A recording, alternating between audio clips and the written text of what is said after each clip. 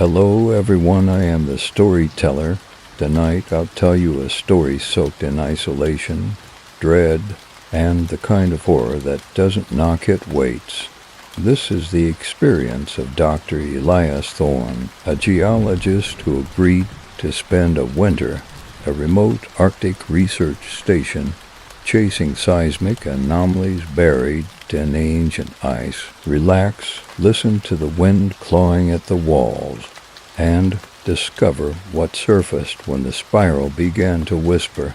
I don't know if anyone will hear this. Maybe this recorder ends up under 3 kilometers of black ice. Maybe some fool plays it back 50 years from now and laughs at the madman rambling about voices in the wind. Maybe it's already too late. What matters is that I say it now because I've started to forget things, because the others are gone, because the ground is breathing. My name is Dr. Elias Thorne. I'm a geologist with 15 years in permafrost analysis for published books, and the kind of tenure that lets you ignore most people and get away with it. I never believed in ghost stories. Still don't. But something ancient is awake beneath the ice, and it knows my name. We first registered the anomaly at 04 hours local time. The seismic monitors kicked off like they'd been slapped. No quake, no tectonic movement, just a pulse low and wide and unnatural. It didn't behave like anything I'd seen in 20 years of reading Earth's rhythms. I double-checked the logs, then triple-checked. I even ran a cross-reference with the Cold War nuclear test archives in case it was a detonation. It wasn't. It was a heartbeat, the kind that doesn't come from the sky or the crust but from something deeper, older. The station sits 112 miles from the nearest settlement, tucked into the ice shelf like a tick. Technically, it's Norwegian territory, but it's funded by a tangled knot of private grants and military contracts. No one talks about the sponsors. No one asks why the environmental data we collect gets routed to a Pentagon satellite uplink. We just keep our heads down and our coffee hot. At the time of the anomaly, it was still polar night. The sun hadn't touched the horizon in weeks. The world outside the station was pitch black, save for the blinking beacon atop the comms tower. The wind sounded like someone screaming through a throat full of broken glass inside. It was warmer, but not by much. We had electric heating, but the insulation was old and patchy.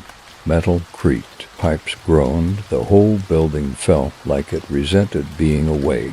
Dr. Lena Volkov was already up when I reached the lab. Her eyes were red from lack of sleep, but her fingers moved fast over the instrument panels. "Tell me you're seeing this," I said. She didn't look up. Amplitude is increasing, not sharply, but consistent, like it's getting closer. I blinked. Getting closer. She paused, looked at me like maybe she hadn't meant to say that aloud. We had 10 people on station, scientists, technicians, support staff. Most of us had been rotating here for years. We were professionals, rational minds. We didn't jump at shadows or whisper about things in the dark. But that morning, everyone looked off. Ingrid Sorensen, our local guide, stood by the north-facing window, staring out at the ice field. She didn't say a word, just watched. I asked her what she saw. She answered without turning tracks. There haven't been animals here in. Not animals. That was when I first felt it.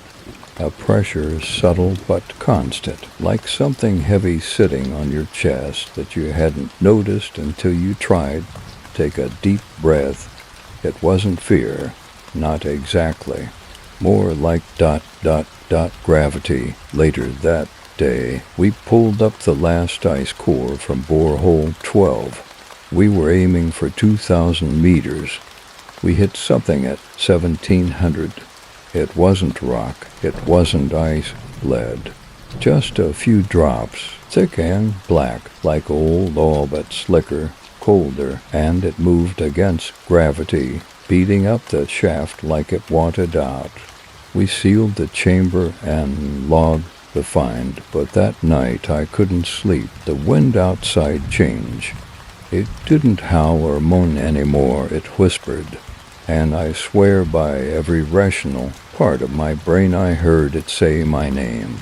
By the second day, the black substance had gone missing. We logged it, tagged the vial, stored it in the biosecure freezer standard protocol.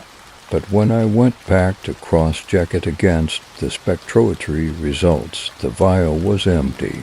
Not broken, not moved, just empty. No residue, no frost rings, no sign it had ever been filled. Volkov swore she sealed it herself. She's not the kind of person who forgets. She's cold, sharp, and surgical. If she said it was sealed, it was sealed. Could it have degraded? I asked. She shook her head slowly, eyes narrowed. Glasses intact, temperature held. No possible venting. It didn't evaporate. Sorensen, listening from the other side of the room, muttered something under her breath. I caught just a fragment. Doesn't want to be contained. I pretended not to hear it. We took another core, same depth, same strange boundary layer, but this time the drill seized up just above the black stratum. Metal groaned, buckled. The sound was like a bone snapping under flesh, not mechanical, organic. We shut the rig down for the day, and I started the catalog. Not the samples, the changes, because things were shifting. 1. Sorensen stopped sleeping. I found her at 3 a.m., standing barefoot on the snow-packed helipad, eyes fixed on the horizon. She didn't shiver, didn't blink. She just stood there, whispering names I didn't recognize, names I later found scratched into the walls of the 1937 Expedition Records room. 2. Calix started speaking again. He hadn't said a word in 2 years.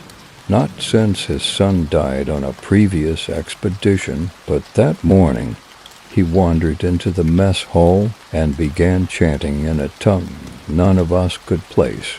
Not Inuit, not Russian, not anything human. And then he laughed, a low, wet, gurgling sound like something dragging its lungs through oil. 3. The birds returned. We hadn't seen wildlife in months. But now black-winged shapes circled the station at dusk, silent, unnatural. I watched one slam into the comms tower at full speed, no warning.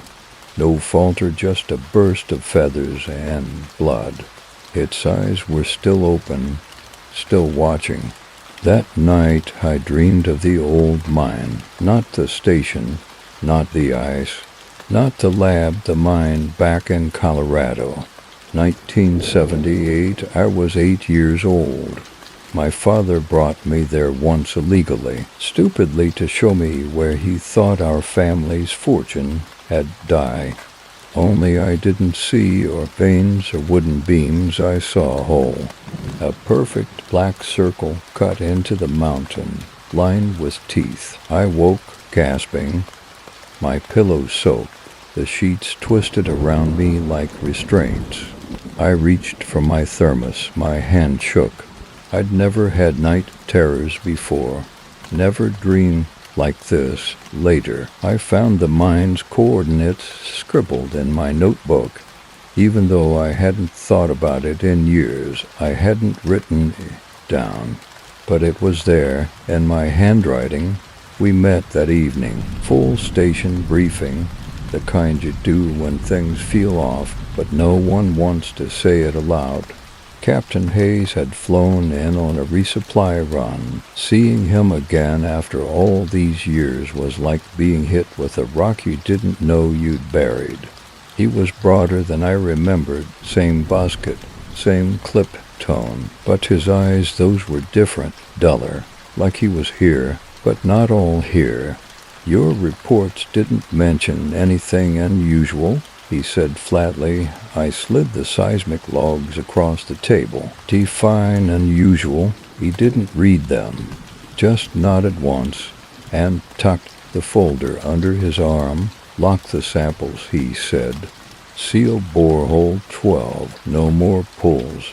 That's when Volkov spoke up. What do you know that we don't? Hayes didn't answer her, didn't look at her, just turned to me. I saw this before, he said, in the desert. 1983. Different form. Same noise. What noise? I asked. He paused. Then, under his breath, the breathing. That night the wind stopped completely. Not a breeze, not a rustle, nothing, just silence. The kind of silence that makes you hear your own heartbeat. And beneath that, if you listen hard enough, something else. A rhythm, low, slow, patient, not machine, not nature, not hallucination. It was under us, waiting. The next morning, the power went out. It was brief 6 seconds, maybe 7, but long enough to kill every sensor, crash the data logs, and send a ripple of pure, unfiltered dread through my chest. In those seconds, the hum stopped. The station always had a hum, subtle, mechanical, ever-present. Fans, heating systems, lab gear, whatever. It was like breathing for a place like this. You only noticed it when it was gone. When it died, the silence was absolute.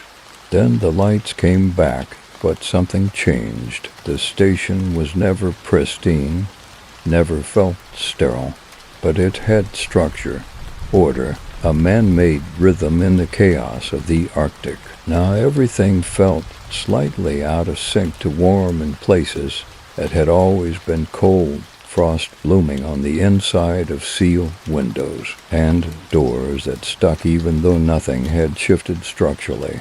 Volkov called it environmental deviation. I called it wrong. The sample room had frost spiraling upward against gravity like smoke turned solid.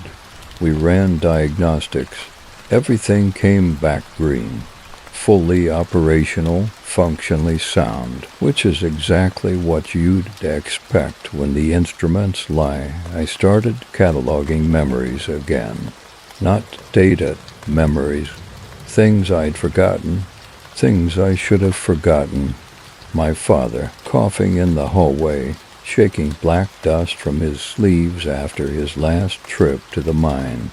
My mother burning his old journal in the sink. A symbol etched into the back of his belt buckle, the same jagged spiral I found at the bottom of borehole 12. None of it made sense. It shouldn't connect, but it did.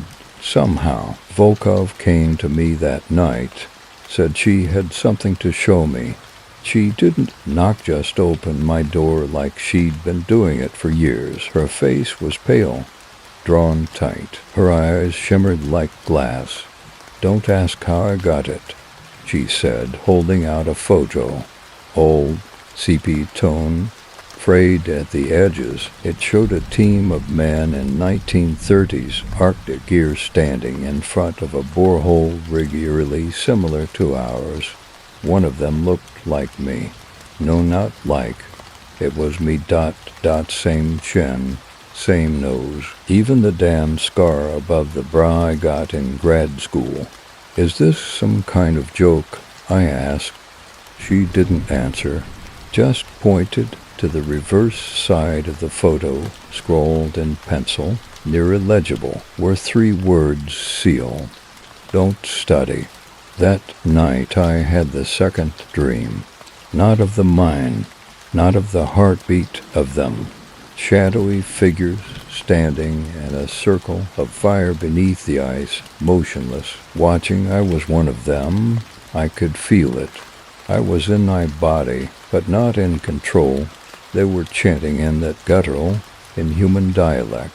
Same rhythm I'd heard from Calic, same cadence. At the center of the circle, a child wrapped in sealskin, eyes wide, lips stitched shut.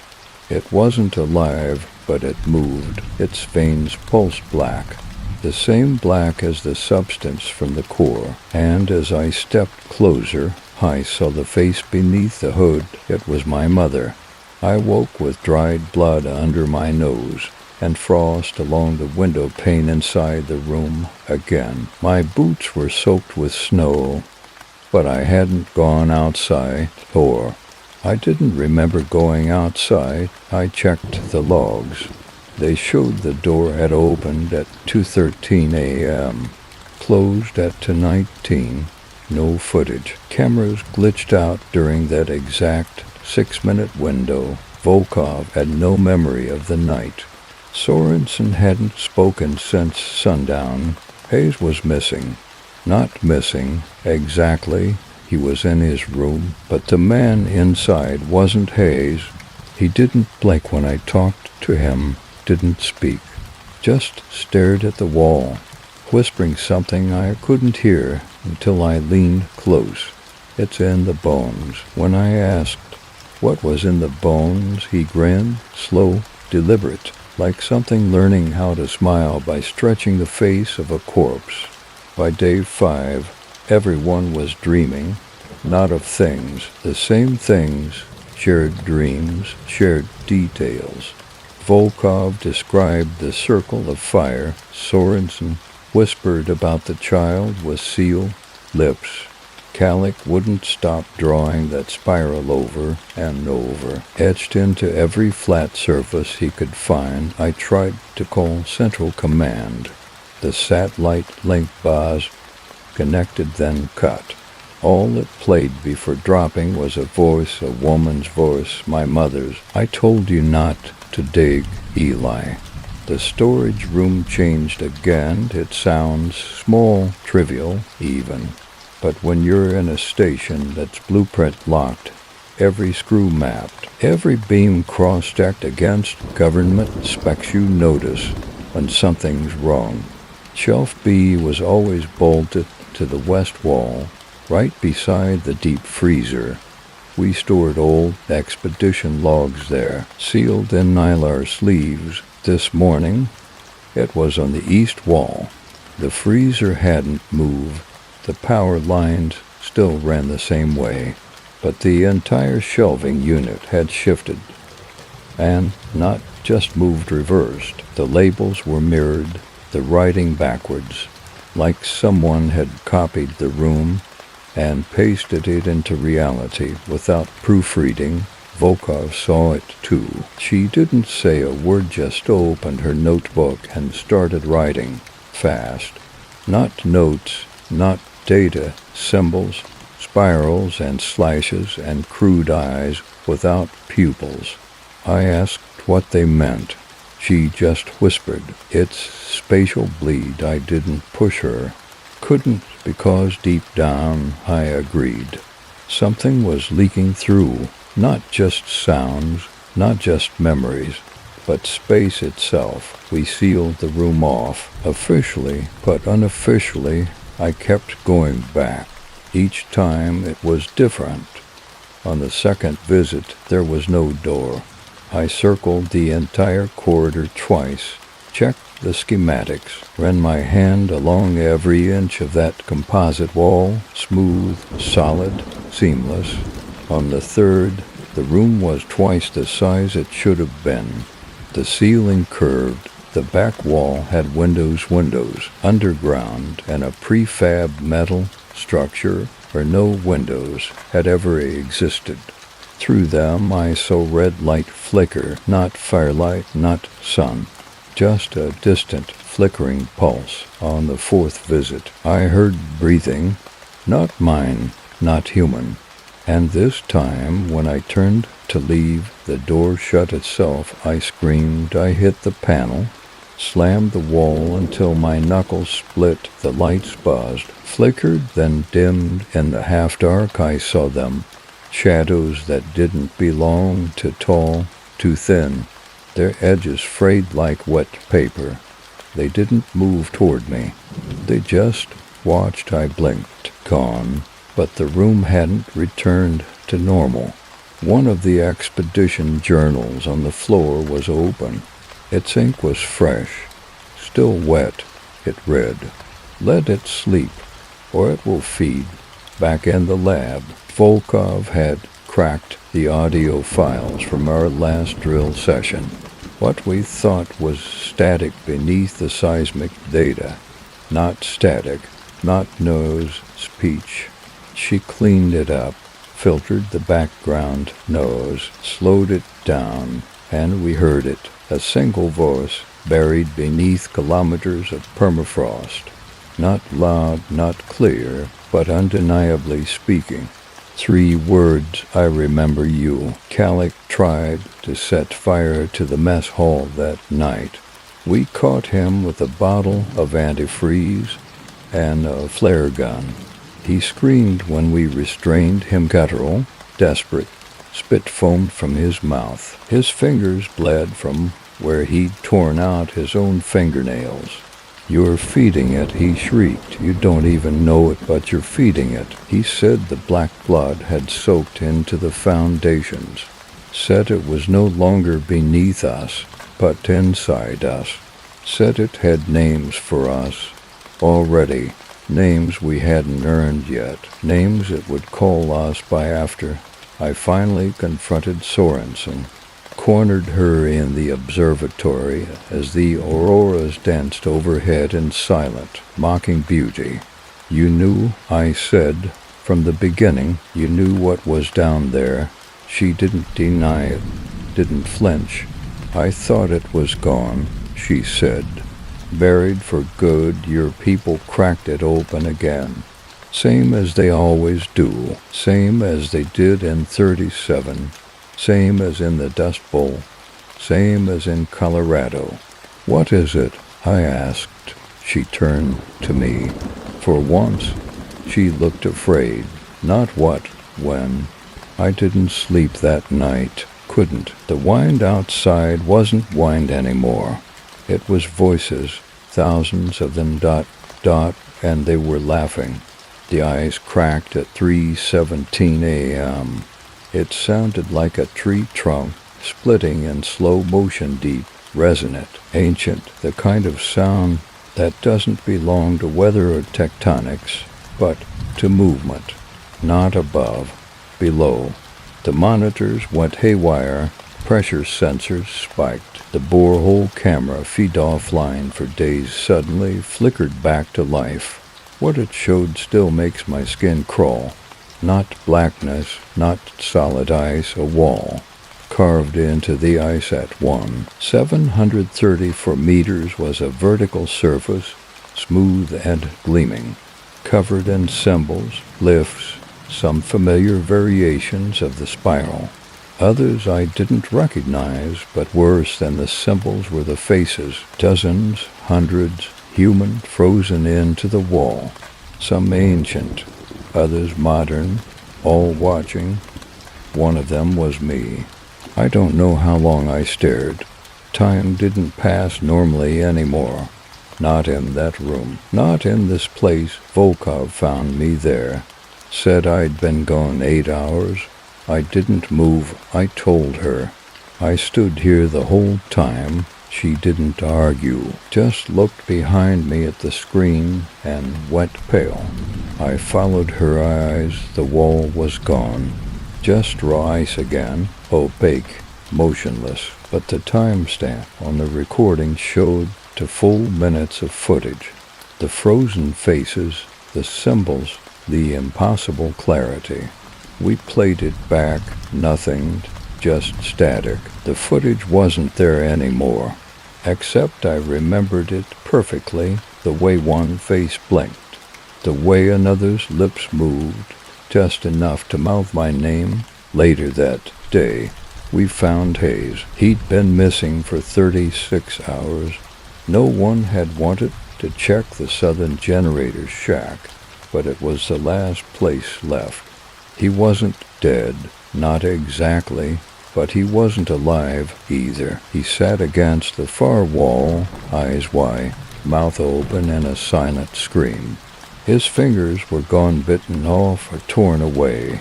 His stomach distended like something had crawled into him. Calyx said a word I'd never heard before. Kigutalik, the word made the air feel thinner. Teethwalker, he translated, one who feeds on memory. The old ones believed it lived beneath the ice, dreaming of mouths. Volkov whispered that name for hours afterward, like she was trying to forget it by repeating it. It didn't work. The dreams got worse. I stopped calling them dreams. They were visits, places I went to, hours I lost. The third dream was the worst. It began in the mine again, same tunnel, same cold. But this time there was no exit. The walls pulsed. The floor breathed. I could feel them, writhing under the surface like roots trying to find my bones. And I wasn't alone. There were others, shadows. They wore my face. They moved like I did. They whispered my thoughts before I had them. And in the center of the chamber, the trigger object, the fossil. I hadn't seen it since my father showed it to me in 1986. Flat spiral, etched with deep ridges, warm to the touch even in winter, but there it was in the dream. And when I reached out to touch it, the dream spoke. We remember you. When I woke, my hands were frostbitten. The object was in my bunk, real, still warm. We held a final meeting that evening. Everyone who could still speak. Everyone who hadn't gone silent or blank or just walk into the snow and never come back. We leave, I said. We take the snowcat, head for the old depot. Signal from there. Sorensen looked hollowed out. You don't understand. You're not running from it. You're carrying it. Volkov nodded. It's not bound to the ice anymore. It's bound to us. That was when the walls began to bleed. Not metaphorically, not a dream. Black blood leaking from the vents, pooling on the floor. Volkov screamed, ran for the sample chamber. I followed, but she was already inside, sealing the door behind her. Dot over the comm. Her voice shook. It's not physical. It's informational. It doesn't move through space. It moves through recognition. She held the vial of black fluid. I saw it under a microscope. She said, it's not organic. It's language, condensed, pressurized thought. Every time we observe it, it learns us. And once it knows you, the lights blew out. Her scream didn't end. It just stopped, like someone turned off a switch. I still hear her, sometimes, in the generator hum, in the silence between words, in the spaces in my thoughts. She says the same thing every time. Stop remembering. I stopped speaking for 2 days. It wasn't intentional. I just woke one morning and couldn't form the words. They sat there, heavy on the tip of my tongue, simple words like cold blood. But they didn't come out. Instead, I wrote pages, dozens, symbols, spirals, diagrams that made sense as I sketched them and turned to ash in my mind the moment I looked away. Sorensen found me hunched over the floor of the comms room, surrounded by paper. You've seen it now, she said, the spiral in your thoughts. That's how it starts. The body follows the mind. The words are next. I tried to speak. I really did. What came out wasn't my voice. It was hers, Volkov's. Clear, calm, still echoing in my skull. Language was never ours, I said in her tone. We borrowed it, but we borrowed it from something older. Sorensen didn't flinch. She'd seen it before. They say if it speaks through you, she whispered, it knows how you end. That night, the station doors opened, not from inside. From outside, alarms blared. Temperature dropped like a stone. Ice spilled in, curling like fingers through the hallways. I grabbed a thermal jacket and ran toward the source. I knew what I'd find. I think some part of me always knew. The borehole, it had split open. Not just a crack, a gash, a wound in the world. The wind wasn't howling anymore, it was singing, not music, not melody, a litany. Voices stacked on voices, syllables twisted and impossible. Language so dense it pressed into your thoughts like gravity. I dropped to my knees as it passed through me, and then I saw him.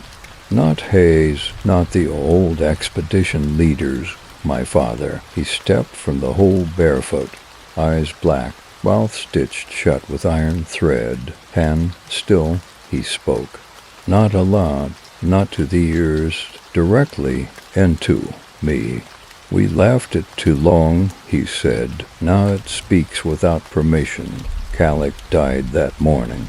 We found him in the generator room, curled in the corner, smiling. Not peacefully, not in relief, in recognition. His final message was scrawled in grease on the wall. We are what it forgets. I started reading the air. I know how that sounds. But the spirals weren't just in the notes anymore. They were in the clouds, in the vapor. I could see them spinning slowly across the windows, etched in frost. Everywhere I looked, spirals. The coffee, my own reflection, the blood and the sick. The deeper we dug, the more it surfaced. Not in the ground, not in the walls, in us. Because it wasn't buried. Not really, it was waiting. And now that we understood it, it had a way in, not through doors, not through walls, through comprehension. On the second night, Sorensen tried to cut out her tongue. I stopped her. Barely, she sobbed in my arms, blood pooling between us on the icy floor. You don't get it. She wept. We let it in when we understood. That's the threshold, not sight. Not sound, not location, meaning. I knew she was right. The thing was learning language through us, like a parasite using our neurons to finish evolving. And we were teaching it every time we spoke, every time we dreamed, every time we remembered. I decided to destroy the records, all of them, the seismic logs, the core samples, the tapes, the transcripts. If this thing grew by understanding, then I'd starve it. It felt like peeling off skin, like burning pieces of myself. The hardest to destroy was the photograph, the one from 1937, with me in it. Before I burned it, I turned it over again. New words had appeared. Same hand, same pencil. You were always here. I haven't slept in 36 hours. Sorensen is gone, walked out onto the ice. Didn't put on boots, didn't say goodbye. Just whispered one last thing before she vanished. It's in the mouth now. The last thing I remember clearly before this chapter ends is looking into the mirror above the infirmary sink, seeing my reflection open its mouth, and something else whispering from inside it. Not me, not my voice, not even human. Just one word, soon, by the seventh day. The station no longer followed the laws of physics I knew. Light didn't behave. Sound came from walls that weren't there. The compass spun, the clocks ran backward. I sat at the central desk with the map spread in front of me. not a satellite image, not a chart, a paper map hand-drawn, yellowed, too old for this place. I didn't remember drawing it, but it was mine. My signature was in the corner. It showed the research station. Yes, but not as it was, not in isolation. It was connected. Lines black, curving, arterial threaded out from the site in all directions. Some passed through the old mine in Colorado. Some curled into dust storm spirals near Black Sunday towns long dead. Some snaked toward all rigs that went dark in 1975. It was a web, a pulsing, breathing web of forgotten places, forgotten names, and at the center, a spiral marked with one word, written in what I hoped was still my own hand. Remember, the food began to rot, all of it, instantly. One moment it was sealed and shelf-stable. The next, it was black, wet, and buzzing with flies that had no wings. They crawled, they hissed. I tried to kill one. My hand passed through it like vapor. It left a burn on my palm. That night I looked at my logs again. Only they weren't mine anymore. The handwriting changed. The language was no longer English. It was a mirror of English, all the letters there, all the shapes correct, but the order was wrong. And still, somehow I could read it. Like the thing in the walls had rewired the part of my brain that knew better, it said. Everywhere it is not, it is listening. I tried to send another message, manual broadcast, Morse code. I didn't trust voice anymore, not after what I heard come out of Volkov's mouth. I tapped a simple sequence. Station breached, entity active, need extraction. The response came back instantly, too fast. One word, no. The station is a machine now, not by design, not by wires, by meaning. Each wall is a page, each corridor a sentence. It's teaching itself through us, using every structure, every habit, every spoken moment to build its next body. I can see it now, the pattern. This was never about a single place. Not the Arctic, not Colorado, not the Dust Bowl. It's older. Older than the land, older than our words, older than thought. It was here when language began, and now it wants its words back. I found a second spiral today, not the one in the core. A mere spiral, etched in ash beneath my bed frame. When I leaned close, I heard my own voice repeating something I had never said. Let me out. Elias, you're the one who locked me in.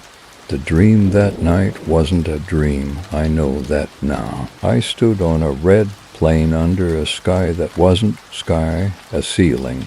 A vast, cold lid holding in something that wanted out. And I was one of many, 1,000 people. 1,000,000, all of them me, wearing my face, speaking my thoughts. Some in languages I'll never know. We turned to the center, a pit, infinite, a spiral of mouths, not teeth, just tongues, slick and black, licking the walls. From within came a nose like thought trying to escape a skull, and a single voice. You belong to us. You were always a word pretending to be a man. I woke with ash in my lungs, blood on my sheets, a sigil carved into my arm, not deep, not fresh, but familiar, from my father's journal, from the mine, from the station walls, from me before I was me. I am no longer alone in my mind. It speaks when I think, it watches when I blink. It corrects me when I write. It edits. I don't know if I'm still broadcasting. I don't know if I'm still alive. But if you hear this, if any part of this makes it out, listen to me carefully. Don't read this again. The second time is when it learns you. I locked every door in the station. It didn't help. There's no locking out something that lives in interpretation. Something that enters through understanding. It's in the structure, in the syntax, in the moments between words when you stop listening just long enough to let something else finish the thought for you. That's how it got in. That's how it's still spreading. It waits in comprehension. I caught myself humming yesterday. Not a song I know, not even a tune, just rhythm, a cycle, 5 notes, repeating. It looped for over an hour before I realized I was doing it. The same rhythm from the seismic anomalies, the same from calyx chants, the same pattern in the spiral. It was trying to be music, trying to be heard. The mirrors are the worst now. I smashed them all, but they kept coming back, not as glass, as reflections in metal, in frost, in eyes. Last night, I saw myself blink 5 seconds after I actually did. My reflection stood still when I moved, and then it spoke, not aloud, visually. Its mouth moved, slowly, emphatically, forming a phrase I felt scrape the back of my teeth. There is no language you can use that I do not already own. I tried silence next. No writing, no thinking in words, just shapes, numbers, repetition, but even the numbers turned on me. The Fibonacci sequence curled into spirals on its own.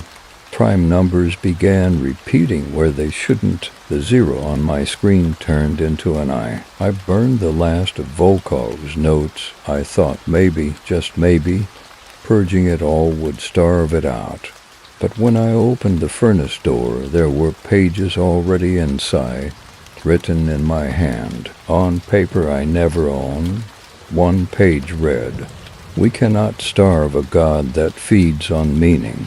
The generator died last night. Lights failed, heat collapsed. But I didn't feel cold. Not exactly, because the thing below or around or through was warming the walls now. Like breath, I pressed my palm against the metal and it felt like skin. I'm starting to believe this station never existed, or if it did, it was never just a building. It was always a mouth, and we've been standing on its tongue. Every room a tooth, every hallway a throat, every exit a lie. I tried to write a goodbye message, just in case, for anyone who might find this, but the words twisted as I typed. The sentence rearranged itself. When I reread it, it said, "Thank you for letting me out. I didn't write that. I didn't." There are more spirals now. They aren't carvings. They're paths out the window. The snow has melted in curling lines, perfect geometry where chaos should be. It's coming up, not rising, emerging, like an idea you can't unthink. The black blood is back, seeping from the vents. Yes, but now it's writing. Phrases in tongues I almost understand. They look familiar, familial. One phrase keeps appearing. You gave it shape. And maybe I did. Maybe we all did. Because belief isn't needed for this thing to live.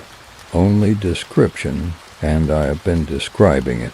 For hours, for days, for 7 chapters now. I don't know what I am anymore.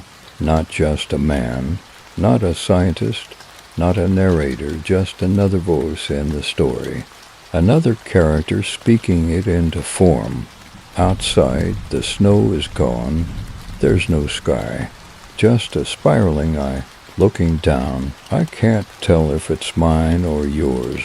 There was one room I hadn't entered since we arrived.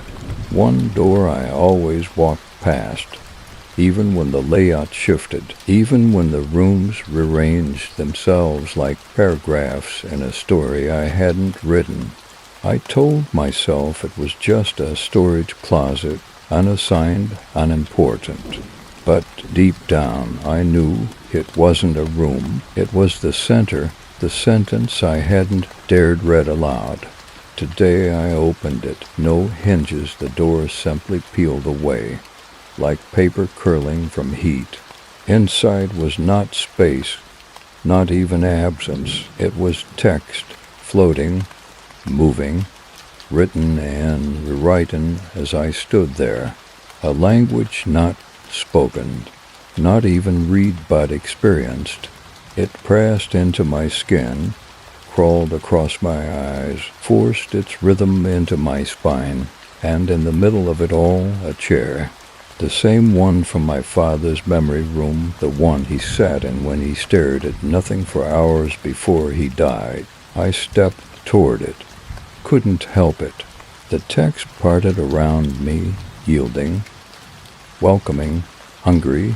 When I sat down, I saw it all. Everything, the mines, the dust bowl, the broken dreams of men digging too deep into land that didn't want to be known. It had always been there, not in the ground, in the question.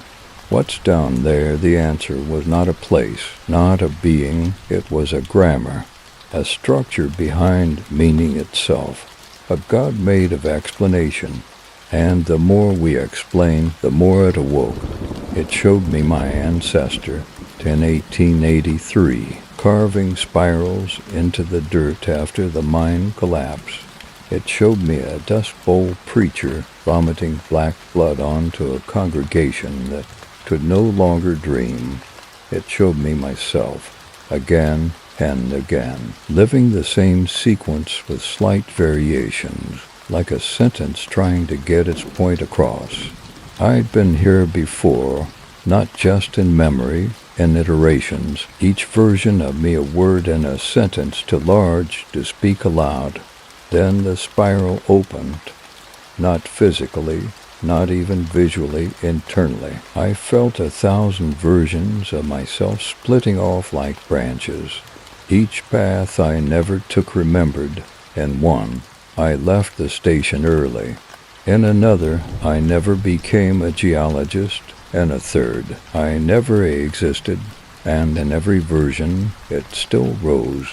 Because it wasn't waiting for me, it was waiting for the question to be asked. A voice older than language filled the room. I am the meaning that survives understanding. I tried to stand. I couldn't. I wasn't a body anymore. I was implication, a placeholder for something older than thought. And then I heard a second voice, familiar, Volkov, not as I knew her, as she had become, as a part of it. She whispered, "There is no escape, only authorship."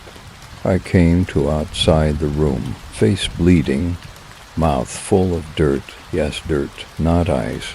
I'm below the station now, deeper than the borehole, deeper than the drill could reach. The spiral has shape here, stone ribs, pulsing marrow, and teeth not for biting but for speaking. They clack in rhythm, they shape names, mine, yours. Everyone who's listened, the station is gone, erased, no evidence, no wreckage, just a hole in the ice where something once tried to describe itself fully.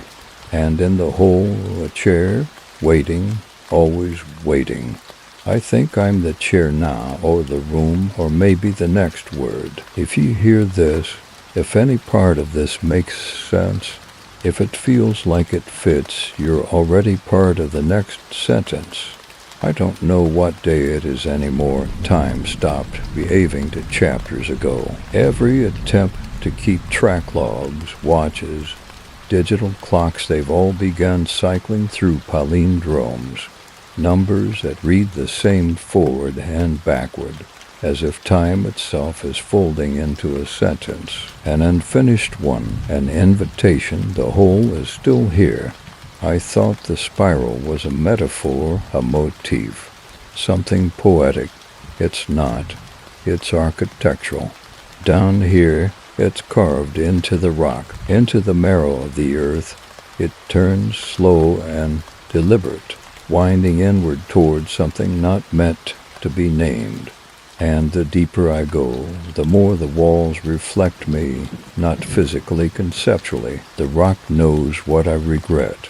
It shows me things I've never said aloud. The girl I left in Montana, the brother I never visited in the hospital, the Lee I told about the first expedition when I said the frostbite had no voice. There is no more cold, only pressure. My ears pop with every step.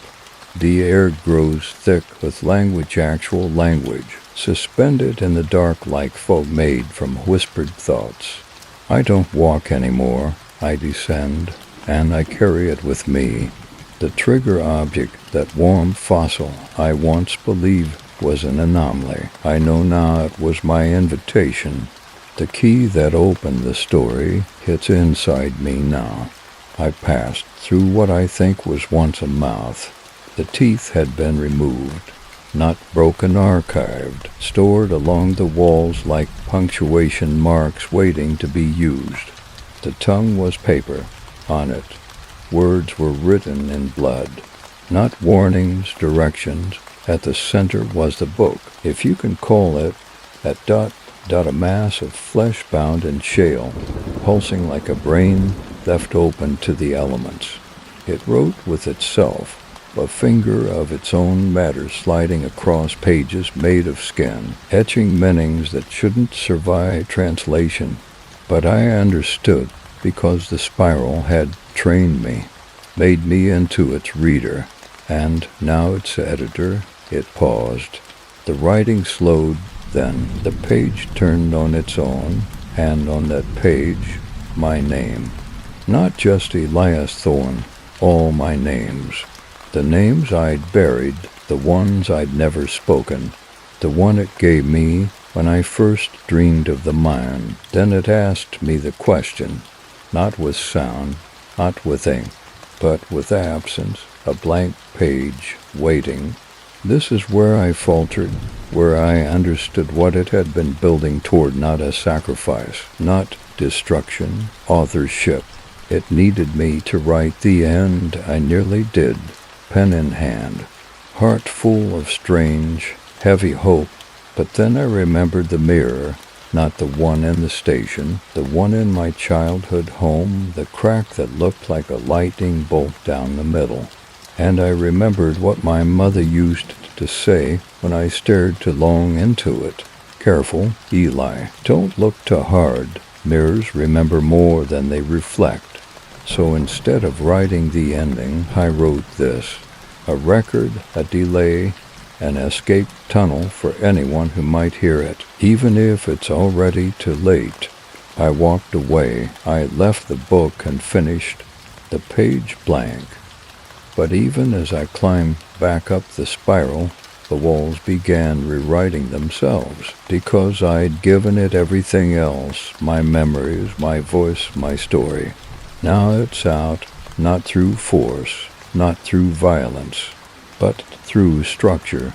You read this, you heard this, you understood, and now you're holding the pen. Final transmission. There is no ending. There is only the next version of the story. And you who listens, who watches, who wonders, you are the next chapter. I'm back on the surface, or something like it. The sky is wrong. Too smooth, too still, like someone painted a sky on a dome, then forgot to give it motion. The snow doesn't fall anymore, it hovers, suspended in the air like punctuation marks waiting for someone to decide what comes next. The station's gone, not destroyed, omitted, as if the story no longer requires it. No foundation, no debris, just flat white where something should be. I think the spiral closed, or maybe I just turned the last page. I haven't seen another human in 13 days. The radio only plays static now, and beneath it, if I listen too long, I swear I hear a slow voice dragging consonants across continents. It says the book rewrites the reader. I checked my reflection this morning. In a patch of still ice, I expected madness, mutation, but it was worse. I looked exactly the same, and I don't feel like Elias Thorne anymore. But I wear his skin, speak in his voice, use his memories like footnotes in a text I didn't author. Sometimes I see Sorensen. She doesn't talk, she's never close, but I see her silhouette against the horizon, facing the wrong way, always, as if she's listening to something from beneath. I found one last message in my coat pocket, folded, aged, written in red ink I don't recognize. It said, "Not all echoes fade. Some become scripture." I thought leaving the spiral would change things, that walking out would free me, but you don't walk out of language. You carry it, it rewrites your footsteps, and everywhere I go now I find signs, not symbols, not warnings, drafts, sentences half-formed in stone, paragraphs bleeding from tree bark. A mountain range shaped like a broken claws, the wind whispering conjunctions. It's all still being written, and I'm still the pen. I think I understand the truth now. The real horror, it was never the entity, not the spiral, not even the voices. It's that every human story, every myth, every ghost, every secret you think you carry is just a version of this, of the thing that waits to be described, and every time we tell it differently, we give it new shape. There is no curse. There is no haunting. There is only language, asking to be believed. And once you believe it, it speaks back. I think that's what happened to my father, to the preacher, to the miners, to Volkov. They didn't die, they became adverbs, qualifiers, descriptive echoes inside a book that never ends. And now I'm writing this, still narrating, still structuring, still inviting, because that's what the voice wants. Not a temple, not blood, not worship, just to be heard. If you've made it this far, you've heard it, you've let it in, and somewhere deep inside, the spiral is forming. Maybe in your dreams, maybe in your words, maybe in the silence between them. This is the final page, not the end, just the edge of the map. Beyond it, nothing is written yet, but if you dream of a mouth beneath the earth, or hear your name whispered by your own reflection, write carefully, because the spiral doesn't sleep and it remembers everything. I'm no longer sure I exist outside of narration. There's no hunger, no sleep, no pain. Only the rhythm of remembering, not mine. It's this place wherever I am now. It has no horizon. Only white, only blank, the perfect page. Every footstep I take leaves punctuation in the snow dot commas, colons once, a parenthesis that closed around me for hours. Last night I heard a child crying. I followed the sound across a field of bones that had no origin story, no record, no species. At the center was a crib, wooden, familiar, painted with tiny spirals in faded red. Inside, a fossil, warm, breathing. This morning, the air began to hum again, not a melody, a sentence, something waiting to finish itself. I opened my notebook to write this final entry, but the page was already full, covered in your handwriting, and all it said was, "We are listening now."